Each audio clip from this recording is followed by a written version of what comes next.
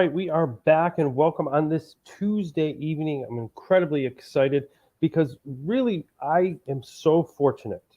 Part of doing this is I get to meet so many great people, so many inspiring people, so many people doing the work that I just sit back and learn and listen. And obviously, I'm really invested in the work around power of connections or stronger together.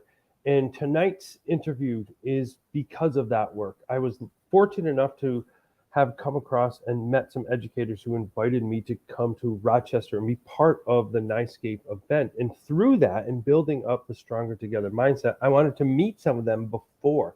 And having them on the podcast, I got to learn and listen and then meet in person.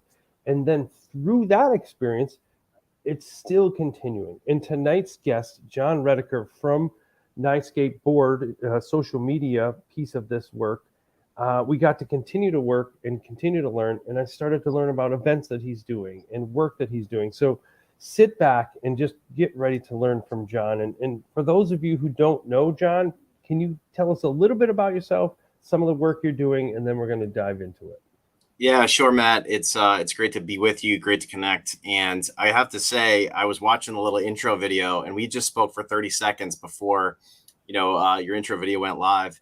And I think you're wearing the same exact outfit as you did in one of the probably the same polo. It was great. I love it. You should go back and check that out. It was I'm sure it is definitely. I bleed maroon, so I went to Spring Hill College, which we were blue, or we were maroon, and then I went to BC. So it's Everybody often gives me things, and once you turn 50 or once you go bald, you just wear a hat a lot. It's like, so this is definitely the uniform. I've been fortunate so far. So that's you got a nice head of hair there. That's not why people tuned in though. You are well groomed. Thank you, sir. My sister is an Eagles, so Boston College Eagles. Nice. So go Eagles. I like her already. Yeah, absolutely. Great times up there. Anyway, it's great to be with you. Good friends of ours connected, right? From Lord Guion to Tim Needles, all these people that I know you've interviewed and talked with through the years or through the weeks, really, since just before NICEScape. It feels like time flies. But I love connecting with like-minded educators, and I really believe that we are. So I think that that's amazing, and I'm thankful for the opportunity. So thanks for hosting me tonight. And your theme, Stronger Together, your book, your podcast, it really speaks to me. So I've been a history teacher since really 2005. I taught 8 years of 8th grade social studies, and I taught another 7 or 8 at the high school level. And when I moved to there, I moved part-time to also be a technology coordinator, which is very interesting, to do part-time teaching, part-time technology coordination. Hard to wear both hats, at the same time. Those of us in prescribed leadership, let's say it like that, or there's all kinds of leaders, but those of us in prescribed leadership have a lot of different hats organically, right? There's so many expectations, and I'll include teachers in that too, right? Teachers are leaders. Sure. So there's so many hats to wear, and it can be cumbersome. And I had the fortunate opportunity for my district. We're just northwest of New York City, about an hour and a half commute, maybe two and a half, depending on the traffic. We're in Orange County, New York, a little town of Goshen, New York, but made famous by Legoland, New York, just developed here. So some people know our area more than that. You're not going to Florida or Southern California or wherever for Legoland. You can come to New York, which is kind of interesting, but with that kind of put us on the map. Prior to that, our educational claim to fame was we were the home of Webster's Dictionary. He lived here for some time. So maybe a little bit more famous per se than Legoland for educational reasons. But of course, Lego is great, right? With STEAM and robotics and things like that too. So very exciting to have them on board in our community. But so I was a social studies teacher, and now I'm a technology coordinator. And a lot of people think that that's really bizarre. Why is that? I don't know. Yeah, you get a lot of people when they hear what my background is and what I do now, and they're like, well, I would have thought, math, science, technology, right? STEAM and robotics and things like that. And it's fascinating to me to think about because I think a lot of the same themes between social studies and technology really overlap, in my opinion. It's about critical thinking, analysis, building connections, And those are the kind of things that I hold as core values in the work that I do, both as a classroom teacher historically, and currently now as a way that I support teachers and students as technology coordinator. So that's really, really powerful for me to think about. And I like to share a lot of that with other people in terms of the vision and direction of where we should go. And we mentioned the NiceGate conference, and they had a couple of amazing keynote speakers. I'm involved with their social media, and we can talk about it if you'd like. But their closing keynote speaker was this guy named, like, just to make sure his name is right here. I'm looking at my notes. Brandon P. Fleming. And Brandon P. Fleming was he was in sort of the inner city stereotype in the way he describes his own story in his talk. And then he thought he was going to fail out of school. He only made it because he was a basketball player. Finally, somebody spoke to him and said, "Hey, we think you're cheating, plagiarizing. You're not going to make it." And that teacher came alongside him and said, "I'm going to help you, and I care about you." And his story was so compelling to me that he said, "I wouldn't have made it had it not been for her. I would have gone back to the streets, back to that life that I didn't want to live." And it was so compelling that it was the closing keynote speech of the NiceGate 22 annual conference. And one of the things that stuck with me in that personal narrative, that relationship that I won't have, I can't mimic that. But the broader lesson that he shared was too simple. It was 4 words, really. It was love first, teach second. And I just found that to be so powerful. And it spoke to a lot of my mantras and my talks that I've given at conferences, my vision for what education needs to be. And I thought that was just really amazing. So you mentioned the NiceGate conference. I thought I'd lead in with that story of something that really was a powerful moment for me personally to take away.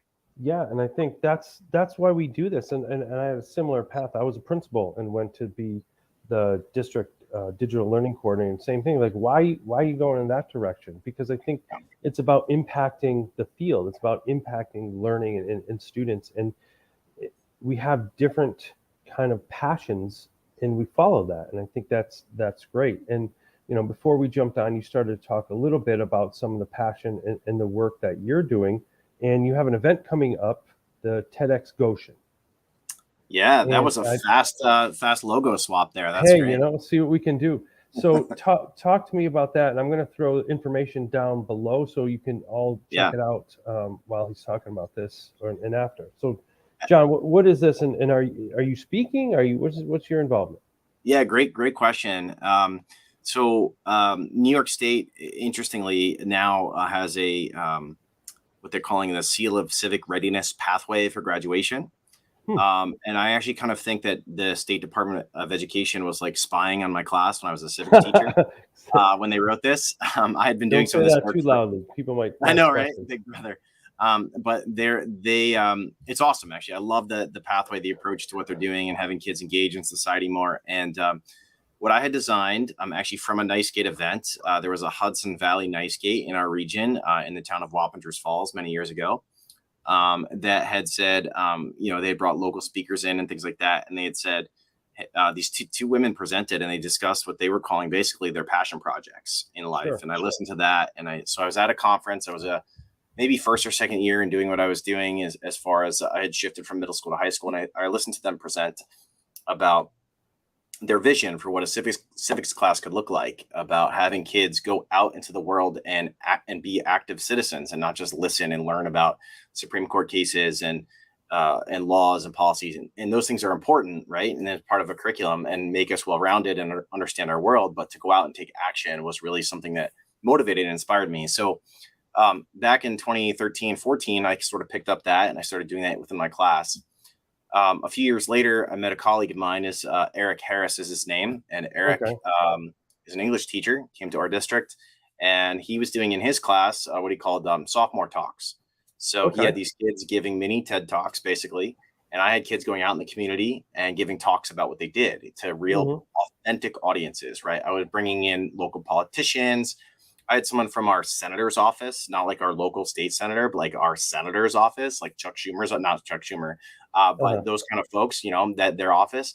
I had them come in and talk to and listen and give feedback to our students in authentic, real ways. And it was powerful, right? Having an authentic audience to Absolutely. That connect. makes it real, right? Yeah. And not only that, but they gave them first, they would give them feedback as far as they would pitch an idea, and then they'd come back 10 weeks later and actually give them critical feedback, right? Of, hey, how did we do? And those kind of things. So Eric and I kind of met where he was doing his thing and I was doing my thing. And I said, what if we like kind of put this together and found a new venue for them? So in 2018, we brainstormed and we applied to the TED.com, Wow. the TED organization. Most people know TED Talks, but not everybody. It's kind of funny when we go out in our community and we're looking for fundraising and those kind of boring things that are necessary to run an event. And some people aren't aware of them. No. It's kind of boggles my mind as an educator, right? Because we use them a lot in our classes. We talk about, we use them as illustrations or anecdotes or whatever. And so that was kind of interesting as a learning curve for us. But amazing to think about what we decided to do was take students and community members, people who are involved with our community in one way or another. And we applied to TED to run our TEDx organization. So it was kind of a tricky process, to be honest. TED is not very easy to get a license for to run your TEDx local event. But we ran an event in 2019, TEDx Goshen. We're close to the school. Our school district were the gladiators, the Goshen Gladiators. Okay. And our theme was Gladiator Grit. And we had speakers talk about what it, not necessarily about grit, but some of them talked about, one student talked about what it's like to live with a father who's an addict. Wow. And he spoke on stage about that to a 350 people in an auditorium of essentially strangers, but community members. Right. And then, and we had someone talk about just doing what you can with what you have. She's a great community servant. We had other people talk about what it means to struggle through life as a teenager and balance all of the stresses and anxieties. And in those videos, they live on in perpetuity in the internet. And you can go on YouTube and search TEDx Goshen and find these videos from 2019. In 2020, we did this, 2020 was pandemic. We kind of paused. Sure. We said, let's see what's going on. So 2021, we renewed our license. We said, let's try. Very difficult. Again, same thing with we all dealt with it, right? With the social distancing and that kind of thing. But we held another amazing event. We highlighted local business people. This woman who owned a store. And she talked about how that was her passion project to highlight this store. That was her love and where she poured her energy into. And then we had students. It's amazing. This 16-year-old. Yeah, I can just see you get excited about it. It's amazing. Yeah, this 16-year-old is talking about the concept of time, and like not the time of like, oh, I'm concerned about time management, the things we talk about, but she's like stressed about the idea of time, like the metaphysical stressors of time. I'm like, you're 16, you've thought about this? Like this right. This is that one. So we're giving these people a voice. And so we're excited for this coming year, 2023. It'll be June 8th, 2023. In Goshen, New York. It's available to attend. It'll be open to the public. We're in the process of coaching up some speakers, so I don't want to talk about our individual topics yet of what they're getting into, but we're going to have alumni from our school district, people who've lived in or worked in our town. And the amazing thing is we just want to highlight people who have had touch points within our community. So it's not just going to be students, it's not just going to be teachers, but we've really broadened it out to say, look, we are a local community, a small community. Our school district only has about 3,000 people total in it, K-12. But we're a small-ish community just northwest of New York City. But we think that our people have important stories and important ideas to share. And so we have found a venue and a format for them to do that. And we're excited to do that again. And these videos of recordings that these people have done, 10 to 12 minute talks, have been seen tens of thousands of times on YouTube, and they live on in perpetuity. So we're really, really excited about how we can find these people with amazing ideas and powerful messages to share and to elevate. And what's unique about our event is that every single person in our event has a connection to our community, which is really important. A lot of TEDx, that's not a requirement of TEDx. Mm-hmm. You might see TEDx, Munich or something like that. They're not all connected to Munich. It's just a place where people go.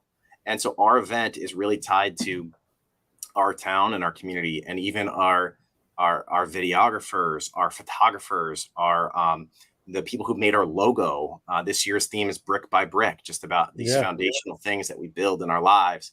All of the people that have been involved with our organization have a connection to our town and our community. And we just get so excited as a passion project in a way to elevate student and adult voices of people who have important things to share. Yeah, and I think, bringing in the community aspect of it is important because it is about the community, and these individuals live there and they share their stories, and it talks about growth. It's also motivating the next group of individuals coming back in. And I know you do a lot. You share.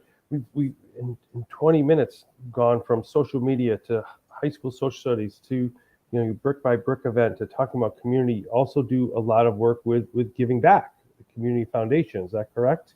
Yeah, we're really important. We're really proud to announce that our TEDx event is really sponsored and supported, not sponsored financially, but supported with this awesome organization called the Community Foundation of Orange and Sullivan counties. So I live in Orange County. Sullivan's just one county to the west of us. And we found it to be very important this year that we would create our event and branch out on our own to be a nonprofit community organization where we're not tied into anybody else, but we're truly nonprofit. So when people donate finances, when they donate anything that we might need, that they know that that's being hosted in an organic way. And what's really great about this community foundation is that they're not, we didn't have to go through the legal ramifications and the loop and figure it all out, like lawyers and stuff, to get like this, nonprofit status and everything for our organization. So we're super thrilled to find this partnership, and they do amazing work. They host scholarships for people who want to host a scholarship that lives on in perpetuity for forever. They host charity groups. There's an organization in our town called the $5 Challenge. Oh, really? They're awesome in our community. Just a way to give back. I know. Listen, Matt, your concept, right? Stronger together. Our community has this amazing organization. It's basically a bunch of moms. Most of them are women. Okay. And not all, but they have even signs they printed up about the $5 challenge, and they just say, "Ask me why I need $5." And it's like their thing is, give us, if you have $5. What is that? A cup of coffee at Starbucks? Right. Probably half, but yeah. And what they do is they say, yeah, right. The cost has gone up so crazy, but they will look and they have their ear to the ground for people who just have things that they need in our community, whether it's through the food pantry or through the local service groups. Or just by word of mouth. And they actually have a panel of people that meet together and discuss what the areas of need are. If there's a kid that needs a bike and the family can't afford it, and they'll talk about it. Should we donate to that family and buy them a bike?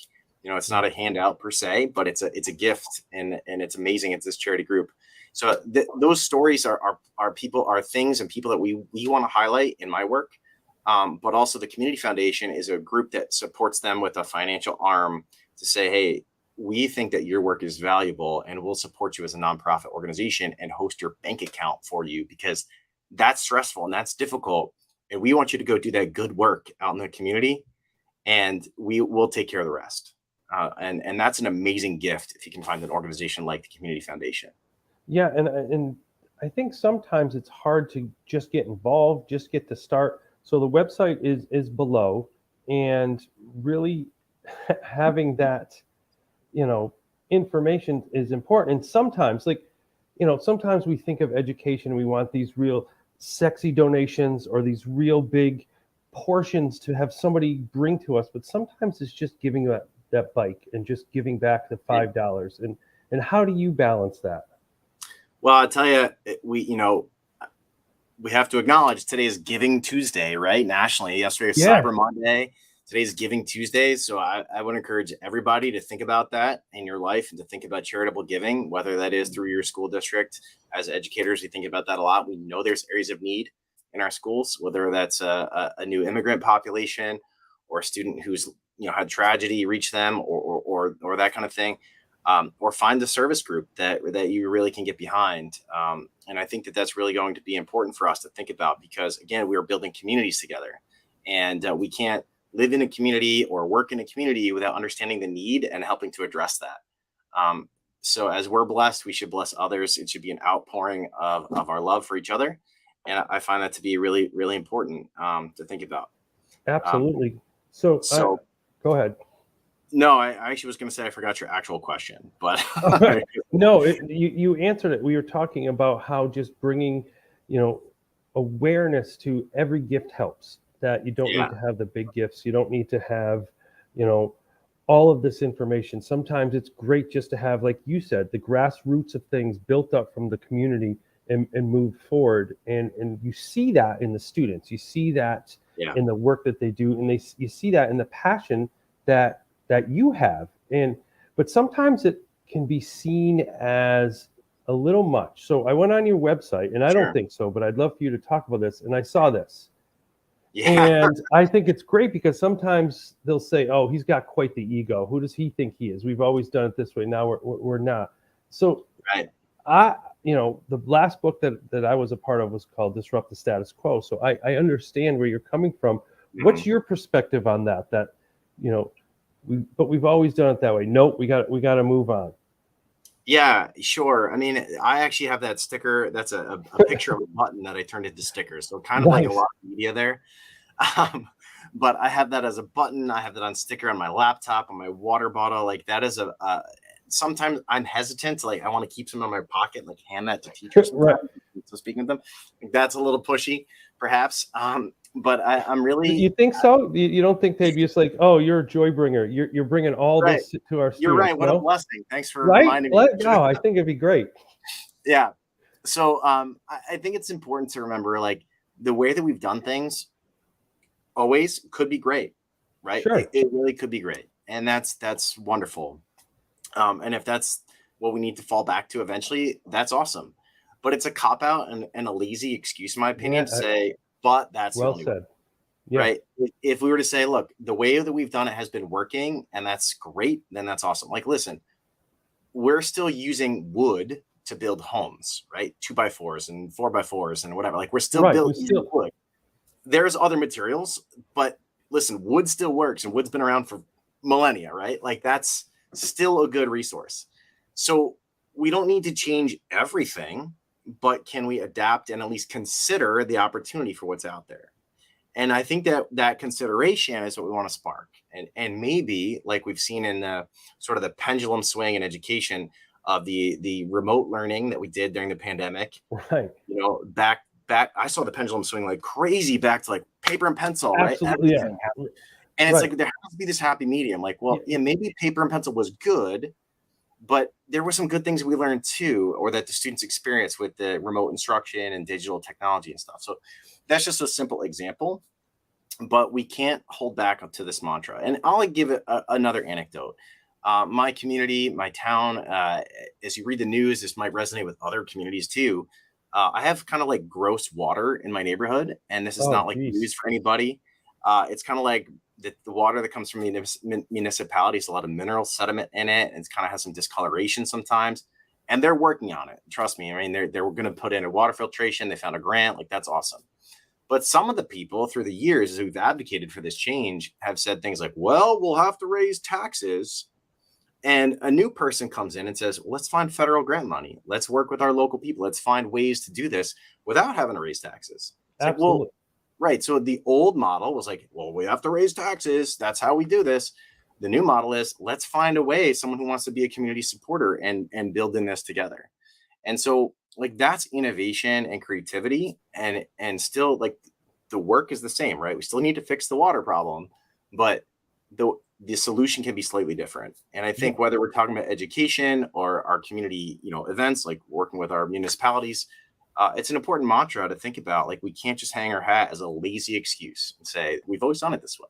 Yeah, no. And I think what you were talking about is really bringing in the best of both worlds, that you have some of the old school, some of the work that you needed, the paper and pencil, almost like when we'd be back working on a big red barn or something. And then you have the new school, and you have some of the things that you need to have in place, and having that balance so that someone doesn't say, I have this, imposter syndrome, I can't do this, but really balancing all of that together to make this work happen. And, if you haven't seen it, down below, I have John's website. There's so many resources there, so many great things that you are doing. And in this, 26 minutes, we've spanned.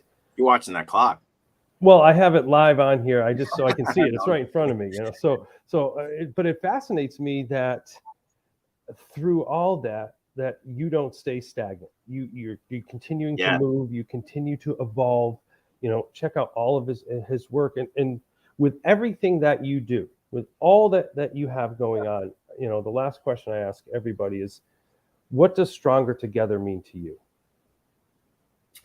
Yeah, it's an important question, and I actually think it might have been the Nicegate 21 logo was better together, perhaps because we're coming back after the whole remote experience of digital conferences and stuff. But a couple things come to mind. One of the talks that I gave at Nicegate this year, and I it's not on my website yet. I'll put some stuff on there soon, but was called the Misfit Educator.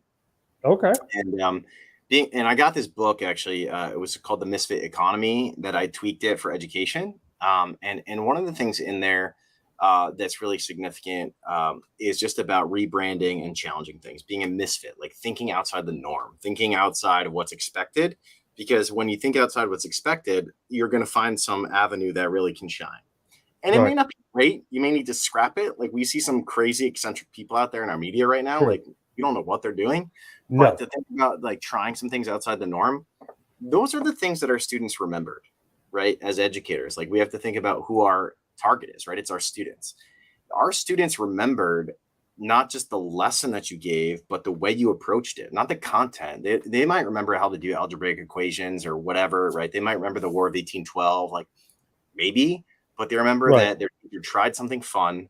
So one of the things that I did as a classroom teacher was our building, and I worked at a middle school for 8 years. It's a Great Depression era, like New Deal project building, which was awesome. This old, amazing school. Like I took the kids to the basement, to the boiler room, and I did like this World War I simulation downstairs with like trench warfare, and it smelled bad, and there were weird noises in the boiler room. Like the kids remember that. Like I could have done that with like a 5-minute like brain pop video, like No, and I think that's part of the forward momentum that you're showing, is that you move these ideas in these lessons, and it's just about that critical thinking. Yeah, and they remember that, they experience that, and it's something that they'll say, wow, like that teacher not only taught us this cool lesson, but like cared enough to come in on a Saturday and like set things up and do the things it took time to do. And that actually dovetails back to like the whole like donation or volunteering, right? As teachers, like we may not make a lot of money, but we can donate our time and our energy to students to help elevate what they're doing too. It's another way to give back. Side note, tangential, but still really important. Yeah, absolutely.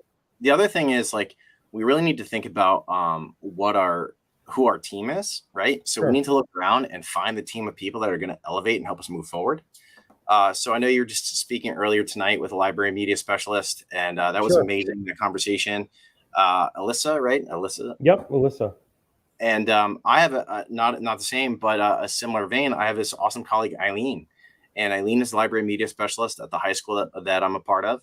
And she's great because she always emails me or sends me a chat like, hey, like, can you help me with this thing? And I know without fail, like if I just wait like an hour and kind of ignore it, like she'll figure it out on her own.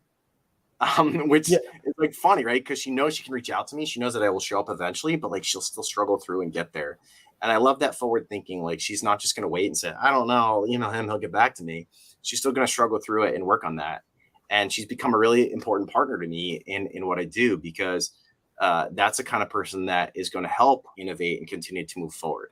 Yeah, and I think and those conversations are so important. And it was funny, she and I were talking, earlier on, and we were talking about those conversations and making that possible. So the two things she talked about is, something's not for everyone. Like her favorite candy is Sugar Daddy, and somebody else is like, why would I want that? And she's like, well, each our own, and we talked through it.